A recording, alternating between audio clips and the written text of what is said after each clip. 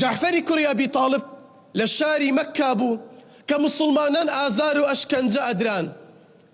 پێغەمبەری خوا عەلەیهی السەڵات وەسسەلام بە جەعفەر دەڵێ بڕۆن بۆ کۆ؟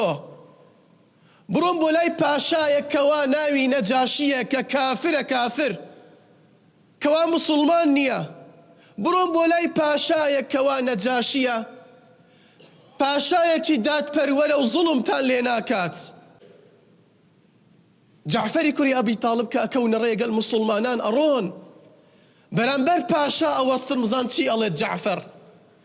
دەڵێ ئەیها المەلیک كنا قوما أهل جاهلية نعبد الأصنام ونأكل الميتة ونأتي الفواحش ونقطع الأرحام ونسيء الجوار ويأكل القوي منا الضعيف حتى وكنا على ذلك حتى بعث الله إلينا رسولا فينا نعرف نسبه وحسبه وصدقه وأمانته وعفافه.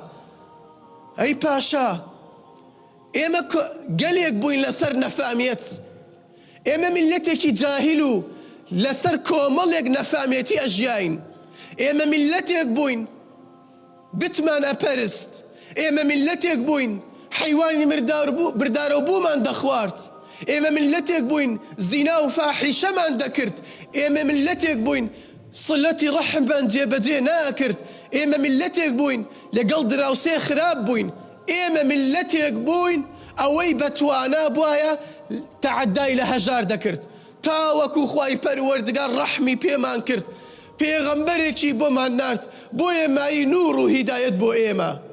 بزان براکانم، بزان وازیان هێنا لەو جاهلیەتە. خوای پەروەردگار لە قورئانی پیرۆز لە چەندین ئاەت باسی جاهلیەت ئەکات، باسی جەهل و نەفامیەت ئەکات. بە پێغەمبەرمان ئەفەرمێت عەلەیهی السەڵات وەسسەلام فەلا تەکونەنە من الجاهلین. ئەی محەممەد عەلەیهی السەڵات وەسسەلام ئامۆژگاریت ئەکەم کەوا تۆ لەگەڵ کەسانێکی نەفام و نەزان نەبیت، یاخود صفەتی نەفام و جەهلت تێدا نەبێت.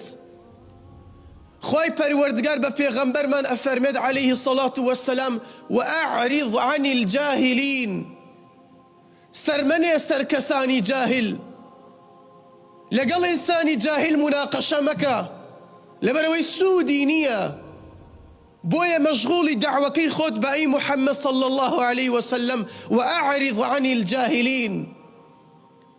جعفەری کوڕی ئەبی تاڵب